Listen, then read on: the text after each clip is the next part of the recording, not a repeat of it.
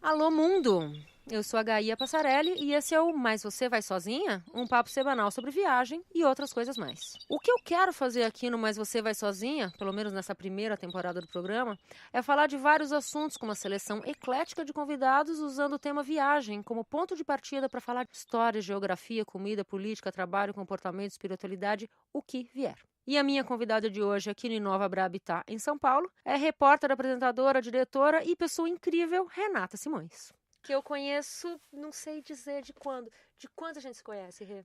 Faça perguntas difíceis, né? Porque a gente vai ter que voltar décadas e décadas. Muito obrigada, Gaia, pelo convite. Muito feliz de estar aqui contigo. Imagina, obrigada a você por vir. Não, mas eu fiz essa pergunta brincando, mas é sério. Você lembra quando a gente se conheceu? Assim, exatamente não, mas vamos lá para 99, 2000, o Raw existia, eu tava no video show. As véias, né? O RAW, pra quem não sabe, foi um site de música eletrônica que eu tive com os amigos durante 14 anos. E já faz uns anos que ele acabou, então assim, a gente é véia da internet. Quando a gente chegou aqui era tudo mato. E você trabalhava no Multishow? Eu trabalhava no video Video show, show. mas eu lembrei agora, falando de uma outra cena que era, antes disso, eu era amiga da Dani, você era amiga da Cami, que era irmã, e eu lembro de ter te visto na casa das meninas, mas a gente ainda não se conhecia. Ah, isso eu não lembro, mas a Dani e a É porque Cami são duas irmãs que são muito nossas amigas. A Cami é a Camila Ian, que foi editora do Fashion Forward. Ainda tem Fashion ainda Forward? é, e assim, na verdade ela não lembra porque eu era amiga da irmã mais nova e ela era da turma descolada das pessoas mais velhas e incríveis, entendeu? Mas depois a gente ficou todo mundo amigo. Agora, a Renata, como eu falei, faz muitas coisas. É difícil de definir, né? Você tá nessa categoria de pessoas indefiníveis. Dá pra falar que você é comunicadora. É o que eu tenho usado agora, né? Tipo, eu trabalho e atuo em comunicação com diversas funções diferentes, né? Porque eu comecei como repórter até atrás das câmeras, daí fui pra frente das câmeras, o que se já vira apresentadora, depois voltei pra trás das câmeras de novo e é isso, né? Comunicação e jornalismo passa pela pesquisa, pela reportagem, pela direção, pela apresentação. Então, comunicadora acaba sendo o mais abrangente. Agora, se definir é sempre um problema, Quando né? você tem que colocar em ficha, assim, de Eu uso da cadastro. faculdade, né? Que a gente é daquela. Eu sou daquela geração que fez faculdade, que tinha ali. Sim. Eu coloco jornalista. Faculdade acho que ajuda só pra isso, na real, né? Pra você ter um. Para ocupação ali, né? Na hora que você vê a ficha de cadastro do hotel, fala: qual é a sua ocupação? Eu uso jornalista, apesar de eu nunca ter trabalhado em redação na vida. Também mas nunca fui pra redação. Nunca foi pra redação. Agora, enquanto apresentadora, você acabou de voltar numa viagem pra várias partes do Brasil, né? Pra um programa. Exatamente. O National Geographic tem uma série que chama National Geographic Explorer. E foi a primeira vez no mundo que eles fizeram uma série muito em cima de um feito. Que foi, né, o feito é ótimo, um acontecimento / tragédia, o incêndio do Museu Nacional no Rio de Janeiro. A ideia do programa, então, era entender o que está acontecendo agora e qual é o futuro. Para isso, a gente tinha que desde mapear o que sobrou de acervo, porque axé sobraram algumas coisas desse acervo, entender o que novos caminhos de pesquisa eram possíveis, porque a gente conhecia o Museu Nacional como o Museu dos Dinossauros, ou o Museu Imperial, mas ele era também um centro acadêmico e um centro de pesquisa. Cara, mas que produção rápida isso aí, porque tá fazendo um mês e pouco agora do incêndio do Museu Nacional, né? Exatamente. Pra quem não sabe, a gente tá gravando aqui no começo de outubro. Eu não sei direito quanto é isso, mas faz um pouco mais de um mês. É que aconteceu tanta coisa nesse um mês que parece que faz 2 anos que o Museu Nacional pegou fogo. Nossa, né? A gente perdeu totalmente a noção de tempo. O incêndio aconteceu na noite do dia 2 de setembro, que era um domingo. E aí a gente chegou lá antes de fazer um mês do incêndio. O que acontece é que eles primeiro precisam escorar o prédio para que você efetivamente consiga entrar nos escombros. Então, infelizmente, eu não consegui entrar nos escombros, mas a gente foi assim até a porta do museu. Eu vi o bendegó que sobrou ali, tá ali intacto. E foi muito interessante ouvir até o próprio diretor do museu falando: não, que nem um bendegó sobreviveu, nós sobreviveremos. Desculpa, o que é o bendegó? Bendegó é o meteorito, o maior meteorito que já entrou na atmosfera terrestre brasileira. E ele ficava logo na entrada, assim, na hora que você entrava pelo palácio, ele ficava lá. E ele sobrou, Gaia. Você olha aquele prédio inteiro casquinha, tá lá o meteorito, aquilo dá uma mini esperança. Acho que eu vi foto disso aí. Ótimo paralelo da nossa história, entendeu? A gente queimou com aquele museu dentro desse ano incendiário, mas olha, vamos resistir ali. Agora, essas outras viagens que você teve que fazer são relacionadas a essa mesma pauta? Então a gente começa ali no Rio, dentro da Quinta da Boa Vista, né? Que é o local onde era o Museu Imperial e tem o horto, você tem mais alguns alguns prédios. A gente foi para o Jardim Botânico, ainda no Rio de Janeiro, porque você tem um grupo de jovens cientistas que estava estudando louva-a-Deus, e aí a gente tinha lá a maior coleção de entomologia, coisas que a gente aprende fazendo. A entomologia é o estudo de insetos. Você tinha mais de 20 mil insetos catalogados que pegaram fogo, mas uma dessas gavetinhas que guardava esses insetos sobrou. Então, a gente foi ver isso com esses meninos. Desculpa, essas são as coisas maravilhosas de ser jornalista. No meio do caminho você precisa aprender sobre, sei lá, insetos. Exatamente. Os besouros, os louva-a-Deus. Aí você descobre que louva-a-Deus é uma subcategoria que ninguém estudava muito, mas olha só, os louva-a-Deus se salvaram. De lá, a gente foi para Brasília. Brasília, para falar com a Unesco, né, que teve uma missão, veio para uma missão de emergência. A Cristina, que é a líder das missões de emergência da ONU, estava no Líbano, onde ela está trabalhando já na restauração de algumas coisas da guerra da Síria. Tá. Eles foram chamados para vir para o Brasil para entender o que tinha acontecido no Museu Nacional e quais eram os caminhos possíveis, porque dentro desse acervo do museu a gente tinha história do Egito, história da América Latina, história dos índios, história de Portugal. E aí a gente foi para Brasília conversar com a Unesco e encontrar uma parte desse acervo, uma parte pequena do acervo de cultura indígena brasileiro se salvou, que estava exposta no Memorial dos Povos Indígenas em Brasília. Assim, é um prédio, Gá, assim, se você for para Brasília, coloque na sua rota, é um lugar que eu nem sabia que existia, o prédio Repete é o incrível. nome. Memorial dos Povos Indígenas. Em Não Brasília. fica ali na esplanada dos ministérios, mas é um lugar incrível, o prédio é bonito, tem uma alma mesmo ali, né? A gente foi conversar até com os próprios povos indígenas, com 2 representantes, na verdade, desses povos, para entender, porque se perdeu também a história dele, né? Sim. A história deles, na verdade. Então, Ali no calor do momento da coisa do incêndio, eu li alguma análise, eu não lembro agora em que veículo, alguém falando que era equivalente ao incêndio da Biblioteca de Alexandria. Tipo, essa proporção. Assim. Não, assim, o que se perdeu é muito grande.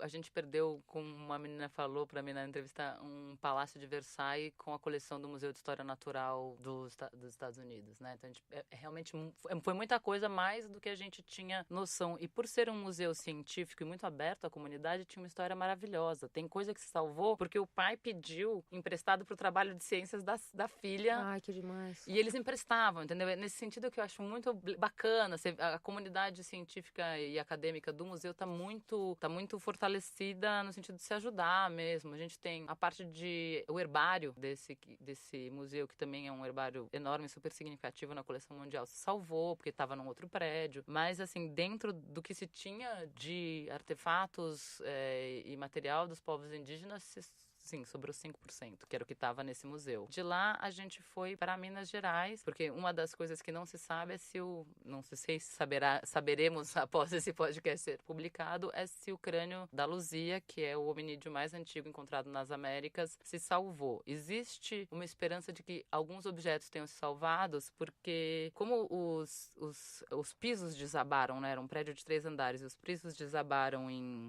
sabe naquele esquema do terremoto, faz tof, tof, tof? A pessoa que não sabe explicar, então ela faz esquema do terremoto, faz tof, tof, tof, um em cima do outro. Como é que eu explico isso? Implodiu?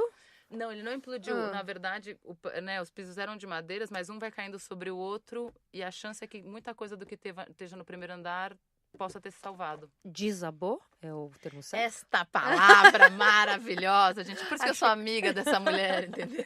Ok, os pisos desabaram e esse processo de limpeza ainda tá rolando. Como ainda não foi escorado o prédio, porque há paredes de pedra, há paredes que ainda estão um pouco mais com risco de cair. Enquanto não se escorar as paredes, ninguém pode entrar, inclusive, para tirar o que tem lá dentro. Tá. Então, assim, eu acho que isso foi o mais rico de estar lá, né? Você via, tinha um certo desespero. Tinha um dia que eu olhava para os pesquisadores e falava, vamos entrar escondido. Vamos lá que eu ajudo vocês a catar o que tiver. Mas teve essas cenas, inclusive, no incêndio, né? De gente saindo, correndo dentro do museu com caixa. Eles entraram, assim, tem histórias que eles não deixaram a gente contar, porque teoricamente você tá indo contra os bombeiros, mas você sabe de cientista que entrou na sala que não tava queimando, começou a jogar coisa pela janela. E aí, por conta da Luzia, a gente foi pra Lapa Vermelha, que é um sítio arqueológico do lado do Museu de Confins. Aquelas loucuras que você não sabe que, né, tipo, museu não, perdão, é um sítio arqueológico do lado do aeroporto de Confins. Então você tem o avião descendo ali e meia hora de carro, o sítio arqueológico que trouxe um dos hominídeos mais antigos das Américas, né? Que loucura. Não, é o hominídeo mais antigo das Américas. É 12 mil anos, uma coisa exatamente. assim. Sobreviveu a todos os tempos de história e talvez não tenha sobrevivido ao Brasil de 2018, mas a gente vai sobreviver. É um lugar lindíssimo. Eles estão estudando para que em breve ele seja aberto como aquele sítio histórico do Piauí, sítio arqueológico do Piauí, ainda não é A Serra da acessível. Capivara, né? Exatamente, ainda não é acessível ao grande público, mas é incrível, sabe? Você entra naquelas grutas e rochedos que parecem Marte, né? Porque aquilo é esculpido pelas águas Puta, ao que longo do tempo. demais! E pertinho. Pertinho Pertinho. de BH. Pra quem não sabe, Confins é o aeroporto de Belo Horizonte, que fica mais ou menos 1 hora de distância de BH, por aí, né? Pois é, ele é o sítio arqueológico é mais perto de Confins do que o centro de Belo Horizonte, né? Confins, carinhosamente apelidado de Confins do Mundo, né? O nome faz total sentido. Você vai pra lá, você fala, nossa, o que é esse aeroporto? E de Minas, vocês foram pra onde? A gente volta para Brasília Tá. porque a gente conseguiu uma entrada na Polícia Federal, enfim, para acompanhar um pouco, entender o que já tinha sido desenvolvido das investigações, ver a nossa polícia, para minha surpresa, a Polícia Federal, principalmente a parte de criminalística, é bem CSI, sabe? Eles têm equipamentos muito bons, você tem scanner de fachada e a gente foi ver um pouco disso e entender. Quando eu te falo que existe chance de serem encontradas peças não intactas, mas que sobreviveram ao fogo, tem a ver com o que a polícia e os arqueólogos falaram. Claro que ninguém quer fazer uma afirmação antes de ter realmente a prova, né? Afinal de contas, são todos cientistas, ninguém faz tese, mas justamente por conta desse desabamento, existe uma chance grande que você consiga recuperar peças, porque esse desabamento reproduz de alguma maneira as eras geológicas, né? O chão. Então você sai, apesar de muito triste, justamente por esse Brasil de 2018 que pega fogo sem ninguém nem saber como, existe uma esperança. Uma analogia boa para o que a gente está vivendo, né? A série vai pro ar quando? 15 de outubro. Vai ser uma série mundial, porque é isso. Vai começar uma campanha de arrecadação de fundos. Você já tem museus do mundo inteiro oferecendo o que eles chamam de duplo, quer dizer, se eu tenho 2 peças iguais no meu acervo, de entomologia, vamos falar, né, dos besouros, que é fácil, eu no Museu da França ofereço para você uma cópia. E é isso, a gente não tem muita noção porque a gente não sabia tanto do Museu Nacional, mas, por exemplo, assim que ele pegou fogo, teve uma comissão da Embaixada do Egito que foi lá conversar tanto pela coleção de múmias, teve um embaixador que chorou, o pessoal de Portugal lançou não só uma matéria falando que parte da história de Portugal tinha se consumido, quanto já se solidarizando e se colocando à disposição, assim como iniciativas em todo o mundo. Então, a série fica com essa, enfim, fica com essa mensagem esperançosa, assim. Quer dizer, estamos lidando com uma coisa que aconteceu, uma tragédia incomensurável, que já rolou, mas... Eu acho que tem essa coisa da ciência. A ciência não para. A ciência não olha... Por mais que ela olhe o passado, ela olha o passado para entender o presente e projetar coisas para o futuro. O que a gente percebe é que, não, olha, não acabou ali. E o museu, e as pessoas que estão lá estão falando muito isso, né? O museu vive, o museu está vivo. No primeiro dia que a gente foi gravar, era o último fim de semana de setembro, que é quando acontece a Primavera dos Museus. É um evento mundial em que todos os museus vão pro lado de fora para mostrar ao público que eles têm. Os caras estavam, assim, todas as equipes que eu conversei, do departamento de vertebrados ao departamento de arqueologia, super mobilizadas, levando coisas, principalmente porque esse museu tem um caráter muito legal, que é um caráter muito popular. É um museu que está na zona norte do Rio, acho que até por isso que a gente não tá, né? A gente, zona sul, não tá acostumado aí. E era um museu, assim, com entrada gratuita por um período grande. Eles estavam até estudando aumentar, porque em boa parte da população do Rio, ele é um museu... É o primeiro museu que essas pessoas vão, às vezes o único museu que elas vão na vida, e normalmente tem uma coisa de família. Então, assim, eu fui criança, eu levo meus filhos levam seus filhos. Boa parte da reconstrução virtual que eles estão fazendo vem de fotos que as pessoas tiram ali no museu. É super bonito. Dá para comparar um pouco com o nosso Museu da Independência, aqui, o Museu de Ipiranga de São Paulo, que está fechado, perigando desabar já faz um tempo, mas não sei, você faz parte de uma geração que foi no Museu de Ipiranga, né? Sim, dessa relação, né? E acho que talvez quando você fala isso, foi uma coisa que eu pensei muito, que é, cara, eu quero ir amanhã bater na porta do governador para falar o que você vai fazer com o nosso museu? Porque é exatamente a mesma situação. Um palácio imperial, uma história que é parte da nossa vida, que você vai se reconhecer ali e que está fechado porque museu talvez não dê tanto retorno eleitoral quanto outras coisas, né? O que é um completo absurdo, né? Mas o Museu do Ipiranga ele foi fechado já faz 5 anos, porque ele ia entrar em obras, porque estava perigando desabar, estava perigoso para as pessoas, e parece que nesse período nada aconteceu. Era meio parecida. O museu lá não fechava, né? Teve gente que questionou justamente isso, porque ele não era só um museu de exposição, tinha boa parte dos cientistas que ainda trabalhavam ali, e eles estavam esperando justamente, tinha uma